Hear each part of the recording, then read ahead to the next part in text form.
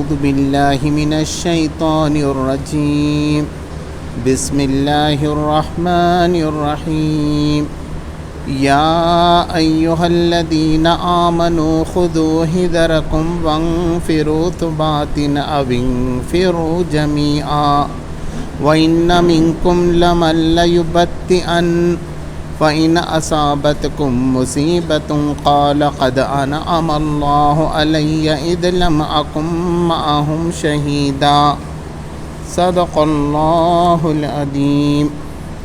اللہ کے نام سے جو بے انتہا مہربان اور رحم فرمانے والا ہے۔ اے لوگوں جو ایمان لائے ہو، مقابلے کے لیے ہر وقت تیار رہو، پھر جیسا موقع ہو الگ الگ دستوں کی شکل میں نکلو یا اکٹھے ہو کر۔ ہاں، تم میں کوئی آدمی ایسا بھی ہے جو لڑائی سے جی چراتا ہے۔ اگر تم پر کوئی مصیبت آئے تو کہتا ہے اللہ نے مجھ پر بڑا فضل کیا کہ میں ان لوگوں کے ساتھ نہ گیا، اور اگر اللہ کی طرف سے تم پر فضل ہو تو کہتا ہے، اور اس طرح کہتا ہے کہ گویا تمہارے اور اس کے درمیان محبت کا تو کوئی تعلق تھا ہی نہیں، کہ کاش میں بھی ان کے ساتھ ہوتا تو بڑا کام بن جاتا۔ ایسے لوگوں کو معلوم ہو کہ اللہ کی راہ میں لڑنا چاہیے، ان لوگوں کو جو آخرت کے بدلے دنیا کی زندگی کو فروخت کر دیں۔ پھر جو اللہ کی راہ میں لڑے گا اور مارا جائے گا یا غالب رہے گا، اسے ضرور ہم اجر عظیم عطا کریں گے۔ آخر کیا وجہ ہے کہ تم اللہ کی راہ میں ان بے بس مردوں، عورتوں اور بچوں کی خاطر نہ لڑو جو کمزور پا کر دبا لیے گئے ہیں اور فریاد کر رہے ہیں کہ خدایا ہم کو اس بستی سے نکال جس کے باشندے ظالم ہیں، اور اپنی طرف سے ہمارا کوئی حامی و مددگار پیدا کر دے۔ جن لوگوں نے ایمان کا راستہ اختیار کیا ہے وہ اللہ کی راہ میں لڑتے ہیں، اور جنہوں نے کفر کا راستہ اختیار کیا ہے وہ طاغوت کی راہ میں لڑتے ہیں۔ پر شیطان کے ساتھیوں سے لڑو اور یقین جانو کہ شیطان کی چالیں حقیقت میں نہایت کمزور ہیں۔ تم نے ان لوگوں کو بھی دیکھا جن سے کہا گیا تھا کہ اپنے ہاتھ روکے رکھو اور نماز قائم کرو اور زکوٰۃ دو۔ اب جو انہیں لڑائی کا حکم دیا گیا تو ان میں سے ایک فریق کا حال یہ ہے کہ لوگوں سے ایسا ڈر رہے ہیں جیسے خدا سے ڈرنا چاہیے یا کچھ اس سے بھی بڑھ کر۔ کہتے ہیں خدایا یہ ہم پر لڑائی کا حکم کیوں لکھ دیا، کیوں نے ہمیں ابھی کچھ اور مہلت دی؟ ان سے کہو دنیا کا سرمایہ زندگی تھوڑا ہے، اور آخرت ایک خدا ترس انسان کے لیے زیادہ بہتر ہے، اور تم پر ظلم ایک شمع برابر بھی نہ کیا جائے گا۔ رہی موت تو جہاں بھی تم ہو وہ بہرحال تمہیں آ کر رہے گی، خواہ تم کیسی مضبوط عمارتوں میں ہو۔ اگر انہیں کوئی فائدہ پہنچتا ہے تو کہتے ہیں یہ اللہ کی طرف سے ہے، اور اگر کوئی نقصان پہنچتا ہے تو کہتے ہیں کہ اے نبی صلی اللہ علیہ وسلم یہ آپ کی بدولت ہے۔ کہو سب کچھ اللہ ہی کی طرف سے ہے۔ آخر ان لوگوں کو کیا ہو گیا ہے کہ کوئی بات ان کی سمجھ میں نہیں آتی۔ سچ فرمایا اللہ نے۔ محترم حضرات، میں نے ابھی آپ کے سامنے سورہ النساء کے 10ویں رکوع کی 2 آیات کی تلاوت کی، اور پورے رکوع کا ترجمہ آپ کے سامنے پیش کیا، بلکہ اس کے بعد 78 نمبر کی آیت تک کا بھی ترجمہ میں نے آپ کے سامنے پیش کر دیا ہے۔ تو اس سے پہلے سارے حقوق بتائے گئے تھے۔ اب یہ وہ زمانہ تھا جب احد کی جنگ ختم ہو گئی تھی، اور مسلمانوں کو اس میں ایک طریقے سے شکست کا سامنا ہوا۔ 70 صحابہ اکرام رضی اللہ تعالیٰ عنہم شہید ہوئے تھے اس کے اندر، اور پھر نبی صلی اللہ علیہ وسلم نے آگے بڑھ کر جا کر جب مقابلہ کیا تو دشمن تو بھاگ گئے تھے، لیکن لوگوں کے دلوں سے خوف جاتا ہے۔ کبھی کبھی کیا ہوتا ہے، ایک خاندان کا ایک خوف رہتا ہے، ایک حکومت کا ایک خوف رہتا ہے، ایک پارٹی کا ایک خوف رہتا ہے، وہ لوگوں کے دلوں سے نکلتا ہے۔ تو مسلمانوں سے جو لوگ ڈر رہے تھے اب مسلمانوں کے خلاف ہو گئے۔ اب انہوں نے سوچا اب تو مسلمان کمزور ہو گئے، ان پہ حملہ کیا جا سکتا ہے، تو چھوٹے چھوٹے حملے شروع ہو گئے۔ چھوٹی چھوٹی بستی کے لوگ ان سے بغاوت کرنے لگے۔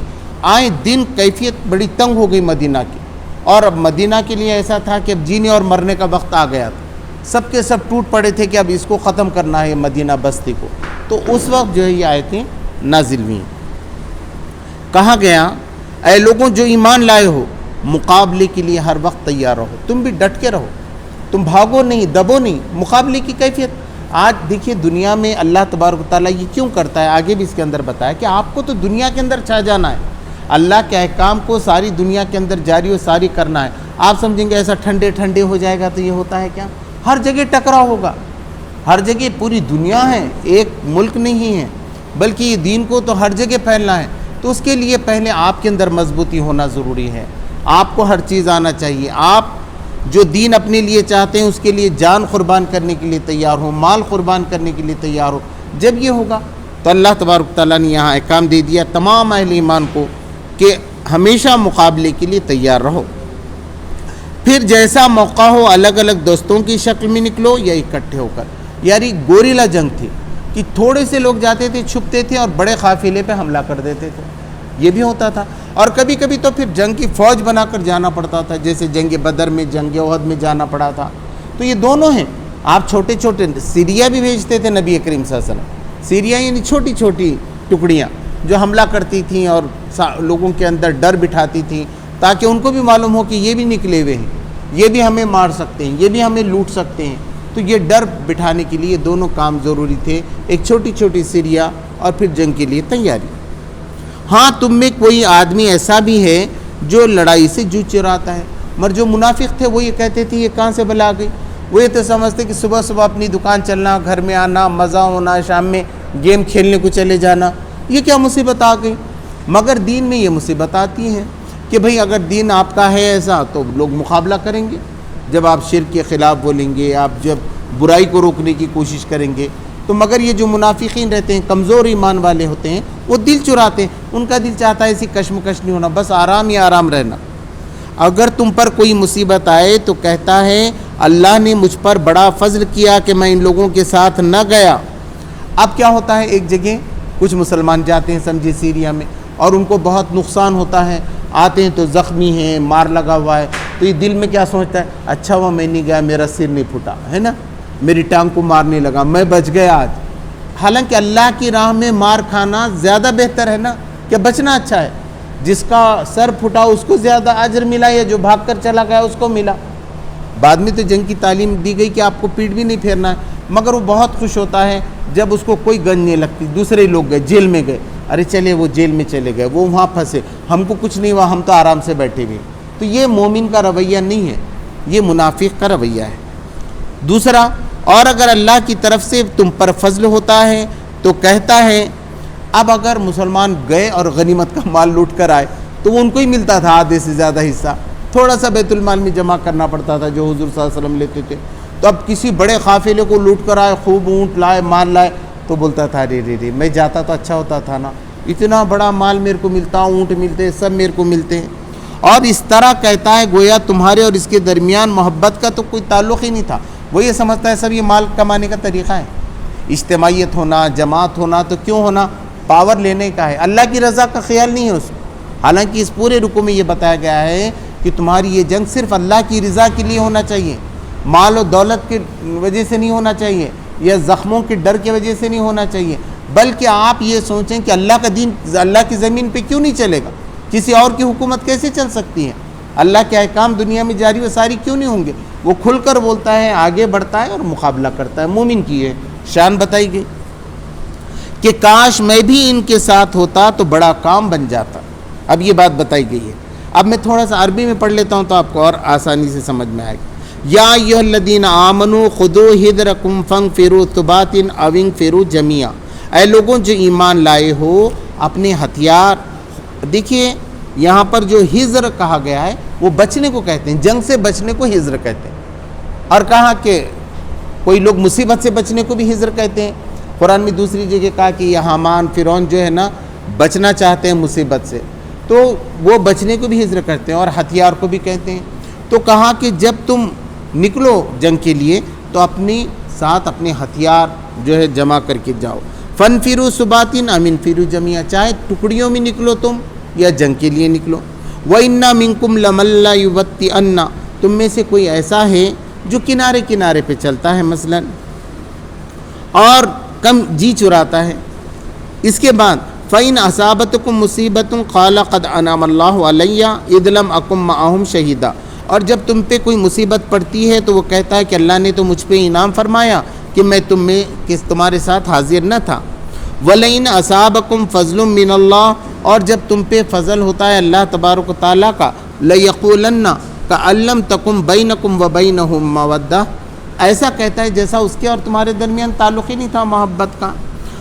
یا لیتنی کنت معہم فوزا فوزن عظیما، تو میں بہت کامیاب ہوتا. وہاں ہے نا یطیع اللہ ورسولہ فقد فاز فوزا عظیما، بہت بڑی کامیابی مل گئی اس کو جس نے اللہ اس کے رسول کی اطاعت کی. یہاں وہ یہ کہہ رہا ہے کہ یہ مال مجھے مل جاتا تو مجھے بڑا کامیابی ہوتی. اس کے پیش نظر مال تھا. فَلْيُقَاتِلْ فِي سَبِيلِ اللَّهِ الَّذِينَ يَشْرُونَ الْحَيَاةَ الدُّنْيَا بِالْآخِرَةِ، دیکھیے اللہ کی راہ میں جنگ کرنی چاہیے ان لوگوں کو. کن لوگوں کو جنگ کرنی چاہیے؟ یشرون الحیات الدنیا بالآخرہ، جو دنیا کی زندگی کو بیچ دیتے ہیں آخرت کے لیے. وہ آخرت پانے کے لیے دنیا لگا دیتے ہیں. وہ بولتے ہیں مال گیا تو گیا، گھر گیا تو گیا، جان گئی تو گئی، خاندان گیا تو گیا، اللہ کا دین غالب ہونا چاہیے، اللہ کی رضا ملنا چاہیے. تو ایسے لوگ جنگ کر سکتے ہیں جن کو اگر اپنی دولت سے ہی محبت ہے کہ صاحب میرے گھر کا کیا ہو جائے گا، پھر میرے تعلقات کا کیا ہو جائے گا، میں ان کی نظر میں آ جاؤں گا کیا، پھر بلیک لسٹ پہ میرا نام آ جائے گا کیا. ایسے جو لوگ ڈریں گے نا تو وہ کبھی بھی دین کا کام نہیں کر سکتے. بھائی دین کا کام آپ کو کرنا ہے، کون سی لسٹ میں نام آتا ہے، اللہ کے پاس کون سی لسٹ میں آتا ہے، دنیا کے کون سی لسٹ میں آتا ہے، اس کی فکر نہیں ہونی چاہیے. یہ ہے ایمان کا تقاضا کہ آدمی پورا کا پورا دین میں داخل ہو جائے اور اس کا ہر عمل اللہ تبارک و تعالیٰ کے لیے ہو جائے. تو تم میں سے ان لوگوں کو لڑنا چاہیے جو آخرت کے بدلے اپنی دنیا بیچنا چاہتے ہیں، اپنی دنیا کو سیف نہیں رکھنا چاہتے. منافق کیا کرتے ہیں؟ آخرت کی دنیا بیچنے کے لیے کرتے ہیں. آپ نے دیکھا ٹیپو سلطان کے وقت کیا ہوا، مسلمانوں کا ایک منافق جا کے وہ کیا.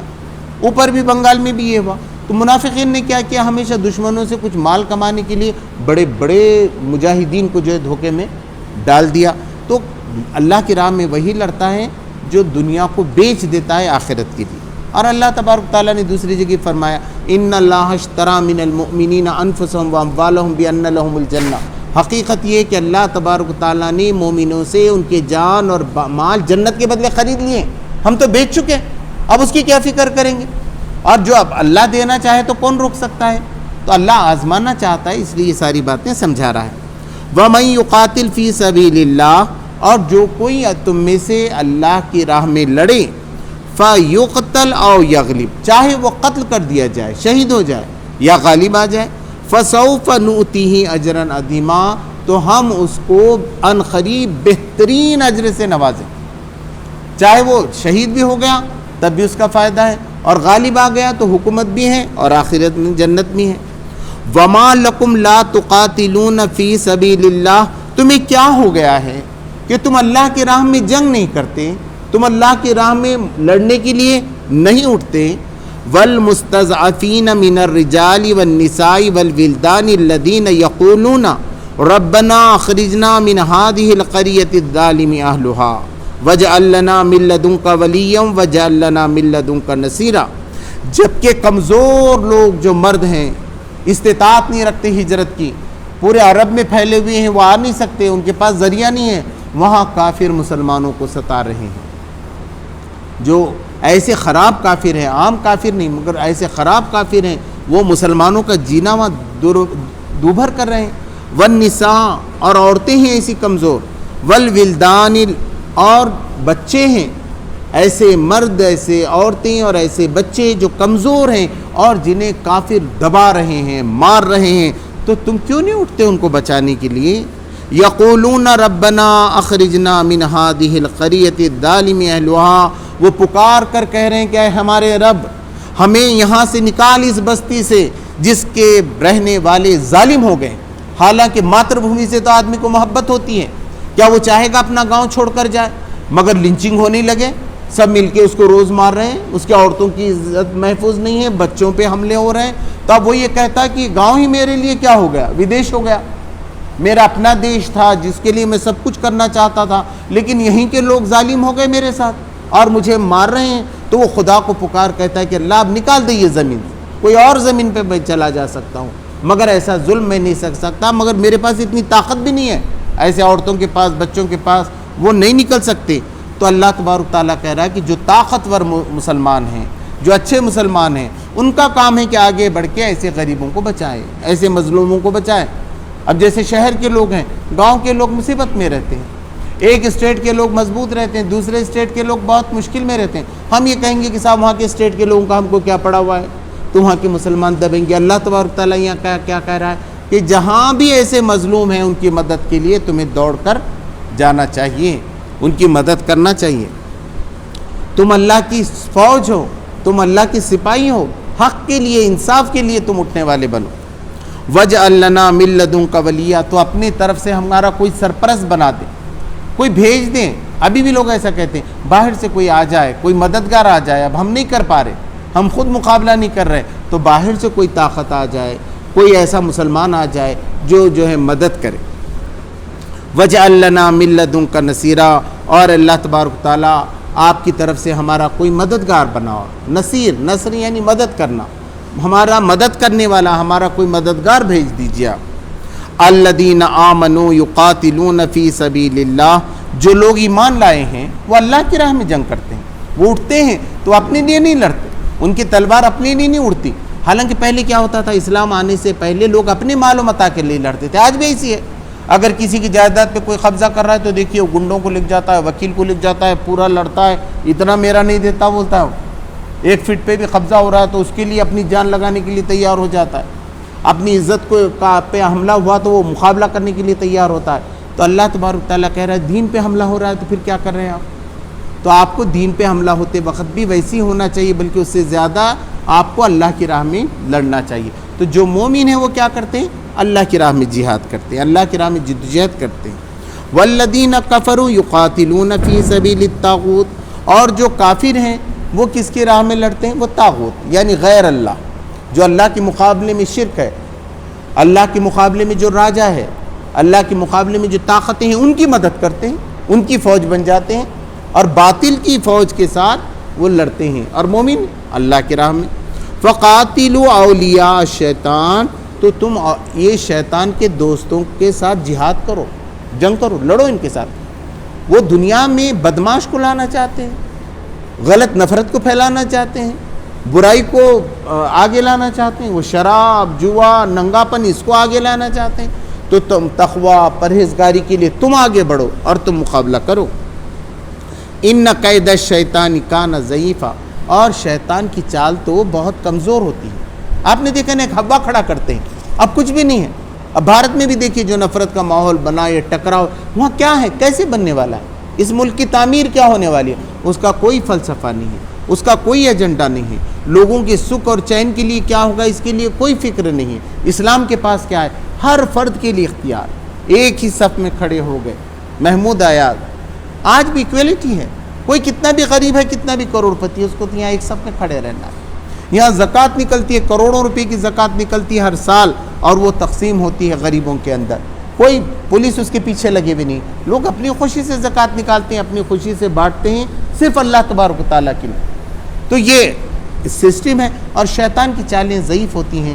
شیطان کے نام پہ جو لوگ حکومت کر رہے ہیں، جو گنڈا گردی کر کے کر رہے ہیں، وہ زیادہ دن نہیں چل سکتی۔ قرآن یہ کہتا ہے کہ ان کی چالیں بڑی کمزور ہیں، جیسا مکڑی کا جالا ہوتا ہے نا، ایسی جلدی سے ٹوٹ جاتا ہے۔ ابھی آپ نے دیکھا یہاں جو پارٹیاں آپس میں لڑتی ہیں، ذرا ٹھیک ہے، ایک نہیں ہے، اب وہ ایک غالب آتی ہے، ایک ہار جاتی ہے، تو اس کے پیچھے کیا راز ہے؟ قرآن مجید بتاتا ہے کہ جو بناؤ کا کام کرتے ہیں اللہ تبارک تعالیٰ ان کو حکومتیں دیتا ہے۔ الم تر الی الذین قیل لهم کفوا ایدیکم واقیموا الصلاۃ وآتوا الزکاۃ، کیا تم نے دیکھا نہیں ان لوگوں کو جب ان سے یہ کہا گیا تھا کہ اپنے ہاتھ رکھ، جنگ سے روکو۔ ہوتا یہ تھا کہ مسلمانوں کو بڑا یہ ہوتا تھا کہ لوگ ہم کو مار رہے ہیں، ہم کو تو جنگ کی اجازت نہیں دے رہے حضور صلی اللہ علیہ وسلم۔ وہ کہتے تھے اللہ تبارک تعالیٰ سے جنگ کی اجازت چاہو، ہم لڑنا چاہتے ہیں، ہم بھی مقابلہ کرنا چاہتے ہیں، اور آپ بول رہے ہیں کہ ہاتھ روک کے بیٹھو۔ ہم کیوں ہاتھ روک کے بیٹھیں؟ ان سے کہا جاتا ہے 2 کام کرو تم، ایک نماز پڑھو، ایک زکوٰۃ دو۔ دیکھیے نماز اور زکوٰۃ کا جنگ سے بڑا اہم رشتہ ہے۔ جو لوگ نماز نہیں پڑھ سکتے وہ جنگ بھی نہیں لڑ سکتے۔ اب اللہ نے کیوں 5 وقت کی نماز رکھا ہے؟ کیا ملنے والا؟ اللہ کی بہت عزت بڑھنے والی ہے کہ سب مل کے نماز پڑھ لیے، اور سب مل کے نماز نہیں پڑھے تو اللہ کی طاقت میں، قدرت میں، تاریخ میں کوئی فرق پڑے؟ وہ آپ کے لیے ہے۔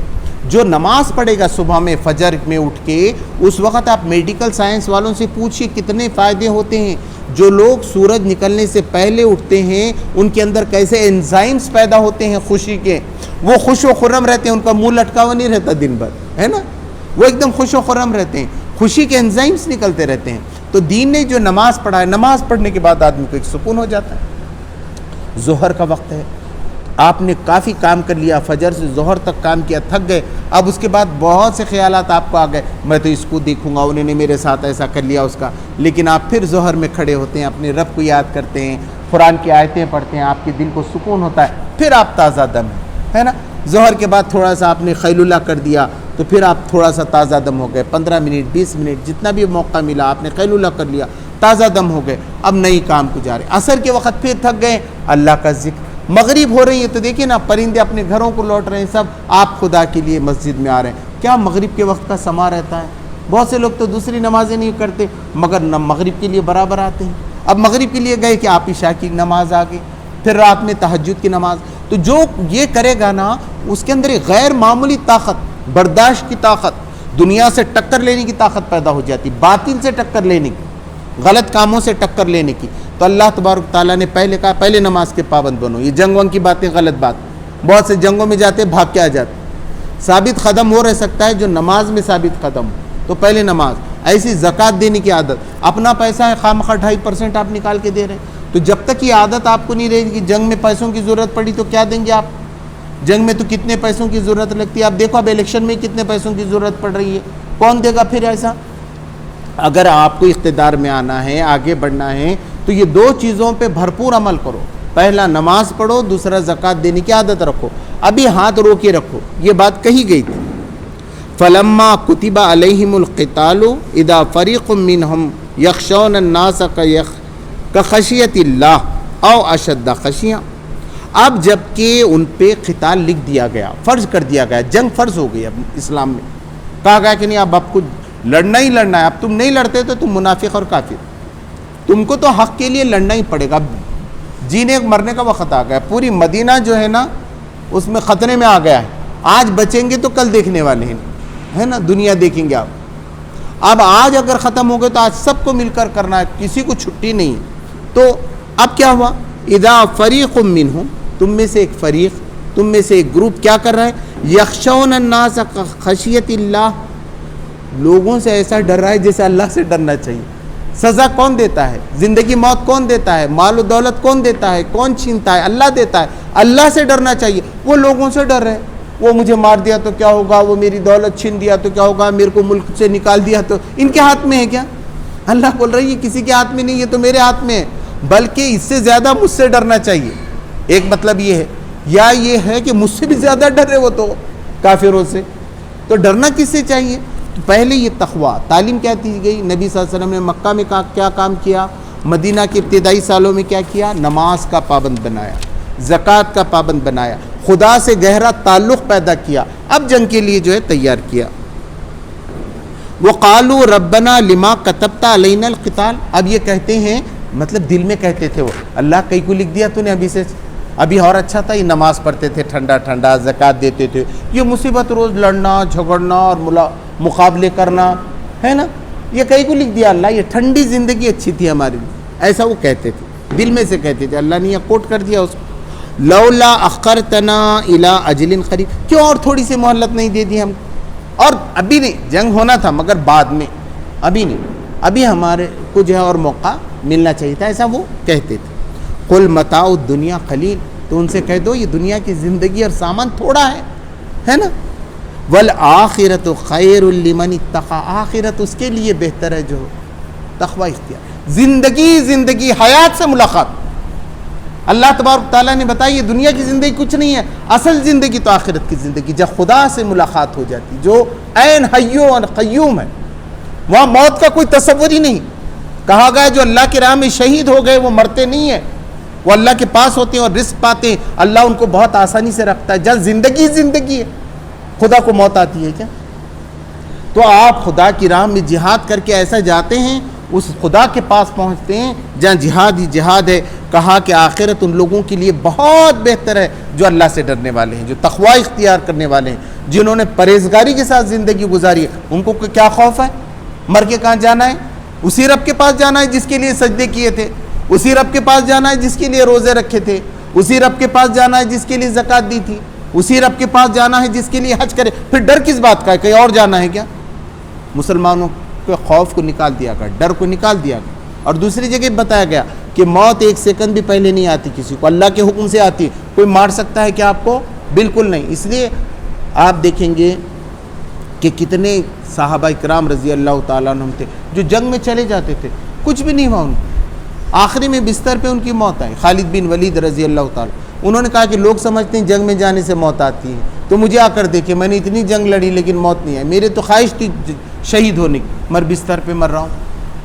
تو موت نہیں آتی, اپنے وقت سے پہلے موت نہیں آتی. اور آخرت ان لوگوں کے لیے بہتر ہے جو اللہ سے ڈرنے والے. ولا تظلمون فتیلا, اور تم پہ ذرا بھی ظلم نہیں کیا جائے. اب فتیلہ کس کو کہتے ہیں؟ فتیلہ کہتے ہیں کھجور ہوتا ہے نا, کھجور کے اوپر ایک جھلی ہوتی ہے, جھلی پتلی, اس میں سے ایک دھاگا نکالے آپ نے, ایک دھاگا نکلتا ہے اس کا, ایسا نکالے, پتلا دھاگا, بالکل مائکروسکوپ سے دکھتا ہے, باریک. اتنا بھی اللہ تبارک تعالیٰ ظلم نہیں کیا جائے. یہاں اپنے پاس ترجمہ کرتے ہیں دھاگے کے برابر بھی ظلم نہیں کرے. تو وہ دھاگا وہ ہے جو کھجور کی گٹلی کے اوپر جو سفید رہتا ہے اس میں سے باریک نکلتا ہے. آئینہ ما تکونو یدرککم الموت, تم جہاں کہیں رہو گے تم کو موت آ کر رہے, وقت پہ آتی ہے. جنگ احد میں بھی بتایا گیا, تم اگر گھر میں بیٹھے ہوئے رہتے, وہیں احد کے میدان میں جاتے, وہیں تمہارا انتقال ہوتا. اب بھی دیکھتے نہیں کہ ہارٹ فیل ہوا, یہاں ہوا, وہاں ہوا, مرنا تو ہے ہی نا. موت ایک حقیقت ہے جسے کوئی بچنے والا نہیں, اور معلوم نہیں کب آتی ہے, جوانی میں آتی ہے, بڑھا. پھر ڈر کس بات کا ہے تم کو؟ تم جہاں کہیں رہو, آئینہ کہیں بھی رہو, ما تکونو یدرککم الموت, موت تمہیں پکڑ لے گی. ولو کنتم فی بروج مشیدہ, تم مضبوط قلعوں میں رہو, اور قلعوں کے دروازے بند کر دو, پہرے دار لگاؤ, موت تو اندر آنے والی ہے. لوگ سمجھتے ہیں قلعوں میں رہنا بچ جائیں گے, اب ہے نا, حملہ ہو گیا, ادھر قلعے ہو گئے, مضبوط گھر بنا لیے تو اپن بچ جاتے. تو بھئی اللہ سے کیسے بچیں گے؟ موت تو یقینی ہے, وہ تو آ کر تم کو رہے گی. وَإِن تُصِبْهُمْ حَسَنَةٌ يَقُولُ هَٰذِهِ مِنْ عِنْدِ اللَّهِ, اور جب ان کو کوئی بھلائی پہنچتی ہے تو وہ کہتے ہیں کہ یہ اللہ کی طرف سے ہے. مزاق کرتے ہیں, نعمت آ رہی ہے, فضل آ رہی ہے, نبی بھی موجود ہے, اور کھانے پینے کو بھی مل رہا ہے, حفاظت بھی ہو رہی ہے, دل کو سکون بھی مل رہا ہے, تو کہتے تھے کہ یہ سب اللہ کی طرف سے. وَإِن تُصِبْهُمْ سَيِّئَةٌ يَقُولُ هَٰذِهِ مِنْ عِنْدِكَ, اور جب انہیں کوئی مصیبت آتی, غم کا سامنا ہوتا, زخم لگ جاتے, تو کہتے کہ یہ حضور صلی اللہ علیہ وسلم کی طرف سے ہے. کہتے کہ حضور صلی اللہ علیہ وسلم کو پلاننگ نہیں آ رہی, نعوذ باللہ من ذالک. ایک روحانی پیشوا تو اچھے, مر جنگ طریقہ نہیں آ رہا ان کو, نہیں تو احد میں اتنا کیوں نقصان ہوتا تھا, نعوذ باللہ من ذالک. وہ اس طرح ان کو بھروسہ نہیں تھا کہ یہ جنگ پوری اللہ کی راہ میں لڑی جا رہی ہے. نبی صلی اللہ علیہ وسلم اللہ کے سچی رسول ہیں, ایک ایک چیز جو آپ بتا رہے ہیں وہ خدا کے حکم سے, فرشتے وہاں موجود ہیں. کیونکہ یہ منافق تھے, اندر سے ایمان نہیں تھا حضور صلی اللہ علیہ وسلم. تو الزام یہ لگاتے تھے, بھلائی پہنچی تو کہتے تھے اللہ کی طرف سے ہے, اور اگر نقصان ہوا تو کہتے تھے کہ محمد صلی اللہ علیہ وسلم کی طرف سے ہے. قل کل من عند اللہ, تو ان سے کہو کہ بھلائی اور برائی دونوں اللہ کی طرف سے پہنچتی. وہ بھی کیوں کہا, اس کو اور وضاحت کیا ہے کہ بھلائی اور برائی دونوں, تم کو زخم نہیں لگتا مگر اللہ کے حکم کے بغیر نہیں لگتا, تم کو برائی نہیں پہنچتی مگر اللہ کی طرف سے پہنچتی ہیں. فما لہؤلاء القوم لا یکادون یفقهون حدیثا, کیا ہو گیا ہے ان لوگوں کو, اس قوم کو کیا ہوگا, کوئی بات سمجھ کر ہی نہیں لیتی, بات ہی نہیں سمجھتی. اب کہتی ہے کہ اچھا ہوا تو اللہ کی طرف سے ہو گیا, اور نہیں ہوا اللہ نے پھر اس کی وضاحت کی. ما اصابک من حسنۃ فمن اللہ, جو کچھ بھی تم کو بھلائی نصیب ہوتی ہے وہ اللہ ہی کی طرف سے یقیناً. وما اصابک من سیئۃ فمن نفسک, اور جو کچھ برائی تجھے حاصل ہوتی ہے وہ تیرے اپنے نفس کے کمائی ہوتی ہے, اللہ چن نہیں لاتا.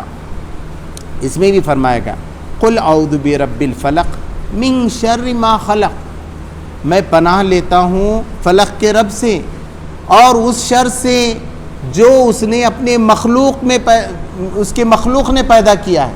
یعنی رات آتی ہے تو قرآن میں آپ پڑھیے رات کیوں ہے, آرام سے سونے کے لیے ہے. اندھیرا ہو جائے گا تو آپ کے نئے انزائمز نکلتے ہیں, اور یہ 12 بجے تک زیادہ اچھے نکلتے ہیں۔ اگر کوئی آدمی 12 بجے تک نہیں سوتا، بعد میں سوتا ہے، تو اس کی 2 گھنٹے کی نیند پہلے کے 1 گھنٹے کے برابر ہے۔ دوسری بات، اگر وہ لائٹ لگا کر ہی سو رہا ہے تو اس کی سچی نیند نہیں ہوتی۔ اندھیرا ضروری ہے، اس جہاں آپ سو رہے ہیں وہاں اندھیرا ہونا ضروری ہے۔ اگر آپ لائٹ میں سوئیں گے تو انزائمز نہیں نکلتے، پھر آپ کو سکون نہیں ملتا، میڈیکل ریسرچ ہے۔ تو اندھیرا ہونا ضروری ہے، تو اللہ تبارک تعالیٰ نے اندھیرا کر دیا۔ اب اندھیرے میں کیا، چور اچکے بھی نکل جاتے ہیں، جانور بھی نکلتے ہیں، سانپ بچھو بھی نکلتے ہیں۔ دیکھیں اب رات میں کتنے خطرے رہتے ہیں، باہر کچھ بھی ہو سکتا ہے۔ تو یہ کہ اللہ میں نے اس کے واسطے رات بنایا تھا کیا؟ نہیں، یہ جو ہے اس کے سائیڈ ایفیکٹس ہیں۔ مخلوق خراب ہے، مخلوق شر پہنچا رہی ہے۔ اللہ نے رات شر کے لیے نہیں بنائی، حالانکہ آپ دیکھیں گے جتنے گناہ ہوتے رات میں ہوتے، حالانکہ اللہ نے رات کے گناہ کے لیے بنائی تھی؟ نہیں بنائی، اس کی مخلوق نے پیدا کیا وہ۔ اللہ کی طرف شر منسوب نہیں کیا جا سکتا۔ اللہ سراسر خیر ہے، یہ جو ہوتا ہے وہ بندہ کرتا ہے۔ اب بندے کو طاقت دے دی، اب بندہ کیا کر رہا ہے؟ غریب کو مار رہا ہے، تو غریب کو مارنے کے واسطے اللہ میں نے دیا تھا کیا؟ یا یہ حکومت دیتا ہے اللہ تبارک تعالیٰ تو کیا اس کے لیے دیتا ہے کہ وہ اس کو کرے؟ دوسری بات اور ایک، وَأَرْسَلْنَاكَ لِلنَّاسِ رَسُولًا، اور ہم نے تم کو رسول بنا کر بھیجا ہے انسانوں کی طرف۔ وَكَفَى بِاللَّهِ شَهِيدًا، اور اللہ تبارک تعالیٰ کافی ہے اس پہ شہید ہونے کے لیے۔ دوسری بات بتائی گئی کہ اللہ تبارک تعالیٰ حکومت دیتا ہے کسی کو، بدماشوں کو دیتا ہے، ظالموں کو دیتا ہے، یا مکہ کی طرف مارنے کے لیے لوگ آ رہے تھے، مدینہ کی طرف گھیر رہے تھے، تو ایسا کیوں؟ تو اللہ تبارک تعالیٰ کیا کرتا ہے معلوم ہے؟ تمہارے اندر صلاحیت پیدا ہو، ہے نا؟ خدا تجھے کسی طوفان سے آشنا کر دے کہ تیرے بحر کی موجوں میں اضطراب نہیں۔ آدمی کو بھی نہیں معلوم رہتا میں اتنا بہادر ہوں۔ اب خالد بن ولید کو معلوم تھا کیا؟ جب جنگ میں گئے تو ان کو معلوم ہوا کہ میں بہادر ہوں۔ ایک صاحب اٹھے تقریر کرنے کے لیے، بہترین تقریر کر دیے جنگ کے میدان میں، ان کو بھی نہیں معلوم تھی کہ میں اتنا اچھا تقریر کر سکتا ہوں۔ لکھنے والا مفسر لکھتا ہے، اس کو بھی نہیں معلوم رہتا، لیکن جب وہ قلم اٹھاتا ہے سامنے والے کے خلاف تو اس کو معلومات آ رہی ہے، یہ صلاحیت تو میرے اندر ہے نا؟ تو یہ صلاحیتوں کا نکھار ہوتا ہے۔ آپ دیکھیں گے 1914 سے بھارت میں بھی مسلمانوں کی صلاحیتیں بہت آگے بڑھی۔ مسلمانوں کے اندر اتحاد نہیں تھا، سب چاہتے تھے مسلمان اتحاد ہونا، ایک جماعت دوسرے جماعت کو، یہ اب سب مسلمان ایک ہو گئے، زبردست ایکتا پیدا ہو گئی۔ مسلمانوں کو یہاں معلوم ہو گیا ہم پڑھے لکھے بغیر آگے نہیں بڑھ سکتے، ان کو معلوم ہو گیا ہم اچھے بزنس کرے بغیر ہم یہاں نہیں رہ سکتے، ان کو معلوم ہوا دین کا علم حاصل کیے بغیر ہم یہاں نہیں رہ سکتے۔ کتنی باتیں معلوم ہو گئی یہ 6-7 سال میں، 70 سال میں معلوم ہوئی تھی۔ تو جو بھی مصیبت آپ پہ آتی ہے، مشکل آتی ہے، تو وہ اللہ کی طرف اس لیے آتی ہے تاکہ تمہارے اندر نکھار پیدا ہو، ہے نا؟ سونا کندن بنے۔ سونا کندن کب بنتا ہے؟ جب اس کو آگ میں تپایا جاتا ہے، تپانے کو کھڑا کیسا بنے گا وہ؟ تو اس لیے سچی مسلمان بنانے کے لیے ضروری رہتا ہے کہ ایسے مصیبتیں آئیں گی، آپ کو ٹکرانا پڑے گا، آپ کو یہ سب، تو یہ کوئی بری بات نہیں ہے۔ حالانکہ وہ انسان، اچھا ایسے لوگوں کو اللہ تبارک تعالیٰ حکومت کیوں دیتا ہے؟ تو ان کا بد باہر آ جائے، تاکہ جہنم میں ان کو زیادہ سے زیادہ سخت سزا ملے۔ یہ مشرکوں کو، کافروں کو جو آج نفرت پھیلا رہے ہیں، جو دنیا کو خراب کر کے رکھ رہے ہیں، جہنم میں کیا حال ہوگا ان کو؟ خدا کیسا کرے گا؟ سخت ترین جہنم ان کو ملے گی۔ اور جو لوگ ابو طالب کے جیسے رہیں گے ان کو ہلکی پھلکی جہنم ملے گی۔ تو یہ سب باتیں جو ہے قرآن مجید میں اس لیے بیان کی گئی ہیں کہ ہمارا دل مضبوط ہو اور ہم خدا کی راہ میں ہر چیز قربان کرنے کے لیے تیار ہو جائیں۔ اللہ تبارک تعالیٰ سے دعا ہے کہ مجھے آپ کو عمل کی توفیق عطا فرمائے۔ ربنا آتنا فی الدنیا حسنۃ وفی الآخرۃ حسنۃ وقنا عذاب النار۔ سبحان ربک رب العزۃ عما یصفون وسلام علی المرسلین والحمد للہ۔